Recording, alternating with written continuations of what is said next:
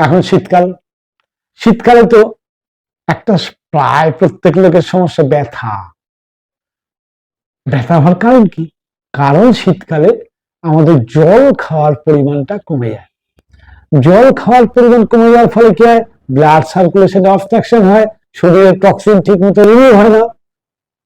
জল খাওয়া বাড়ানোর দরকার। জল খাওয়া বাড়ানোর জন্য সবচেয়ে সহজ রাস্তা হচ্ছে ঈষদ উষ্ণ জল পান করুন। শীতকালে সবসময় ভালো থাকবেন। গরম নয় কিন্তু ঈষদ উষ্ণ, ঠান্ডা জল খেতে ভালো লাগে না। গরম জল খান, শরীরের এনার্জি লস করে ঠান্ডা জলকে গরম করার দরকার নেই। শরীর সহজে অ্যাবজর্ব করবে এবং আপনার শরীরের যে ওয়াটার ব্যালেন্স সেটা ঠিক থাকবে। আপনার ব্যথা যন্ত্রণা হাতে মুক্তি পাবেন। আর শীতকালে ভরপুর সবজি প্রকৃতি দেয়, সবজি বা ফল বেশি করে খান, তাতে ওতে জলের ঘাটতি অনেকটা মিটবে। তাহলে জল যদি শরীরে বেশি থাকে, জলই তো জীবন।